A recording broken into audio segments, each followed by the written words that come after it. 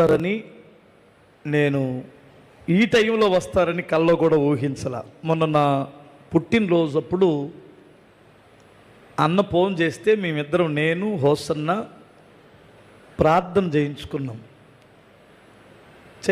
తర్వాత ఉన్నట్టుండి ఆశ్చర్యకరమైన ఒక మాట అన్నాడు. 2వ తేదీ ఏదో కార్యక్రమం ఉంది కదంటే, అవునన్నా కృతజ్ఞత కూడికి పెట్టుకున్నాం అంటే, అయితే నేను వస్తున్నాను ఆ రోజు అన్నాడు. అయ్య బాబోయ్, మనం పోస్టర్లు వేసాం, ఫ్లెక్సీలు కట్టాం, అంత గొప్ప దైవజనుడు వచ్చేటప్పుడు ఏ అడ్వర్టైజ్మెంట్ లేకుండా ఎలా అనుకొని నాకు టెన్షను. ఏం చేయాలి ఇప్పుడు?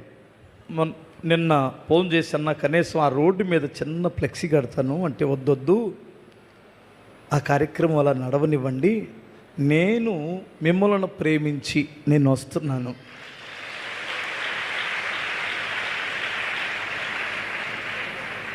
ఒక దైవజనుడు పోస్టర్లు వేసి అలా ఉండగా అప్పటికప్పుడు రావడానికి, అంత బిజీగా ఉన్న గొప్ప దైవజనుడు రావడానికి కేవలం అది యేసుక్రీస్తు మనస్సు అయితేనే రాగలం. నిజం చెబుతున్నానండి. నేను ఒక మాటతో చెప్పాలంటే, మాకు ఎక్కడ నేను ఆయన చూసి ఎంత నేర్చుకున్నానో, ఓహో పోస్టర్లు వేసిన తర్వాత కూడా ప్రేమ ఉంటే వెళ్ళి ఆశీర్వదించి రావచ్చు. అది ఏసన్న గారి దగ్గర చూసాం, తర్వాత అన్న దగ్గర ఇప్పుడు చూస్తున్నాం మేము. నేను నిజంగా చెబుతున్నాను. ఎందుకంటే హుల్పాల్ గ్రౌండ్లో ఒక మీటింగ్ పెడితే తమిళనాడు ఆమె వచ్చి ఒక వాక్యం చెబుతుంటే, అన్న బాగలేని టైంలో వచ్చి ఆయన ట్రాన్స్లేషన్ చేశాడు, ఒక లేడీ పాస్టమ్మ గారు. నేను ఆశ్చర్యపోయాను.